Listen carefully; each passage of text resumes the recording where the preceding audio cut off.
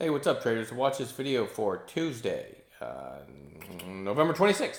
SPY breaking out to new all-time highs. I'm also going to show you the IWM, which is the small cap ETF. You kind of have a, 8-month breakout today. You kind of have a little cup and handle forming over the last 5 or 6 months, and a nice little beginning, what looks to be anyway, the beginning of a breakout. So anyway, long story short, the market is strong.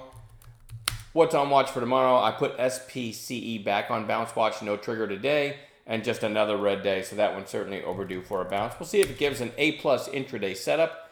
Sorrento Therapeutics, SRNE, very big day today, and a strong close. Massive volume.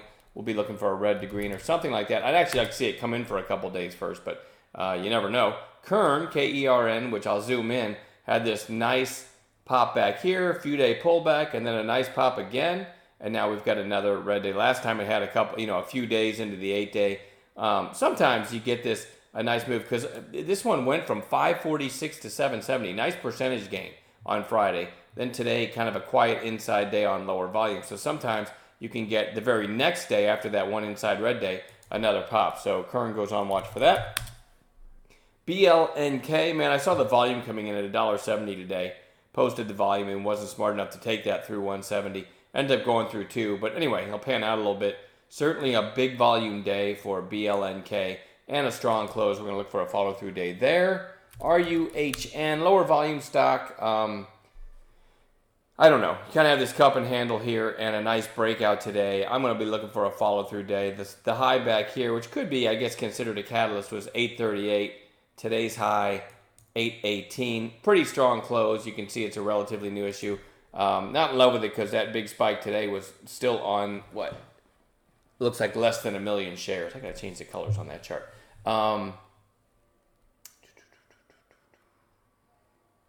Bear with me. Are you okay? FOE is the next one.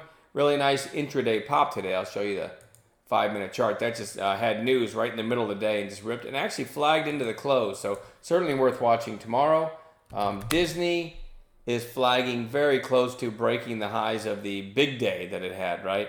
Kind of flagging below 150. The most recent high, 150.63. So a nice little flag there. We want to watch that one. Fuel cell still just stays on watch. I still like this one. It's really coiling after this pop to $1.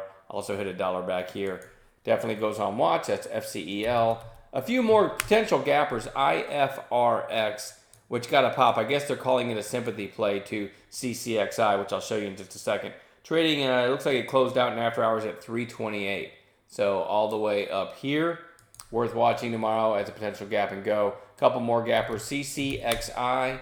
You're not going to believe this one if you weren't around in after hours. There's the daily. Closed at 806. Trading at 34.31 right now as I'm talking. That's where it closed out in after hours. That is a massive gap up, and who knows, again, I'm not sure if IFRX is an actual sympathy, but we'll watch it tomorrow and see if it gives a play. And then lastly, GBT, which got halted today on good news approval, closed out at 50.95. It did open back up, it looks like, I think, in after hours, and closed out in after hours at 61.95. So potential, let's see, today's high, 61.39. So it did close out above today's high.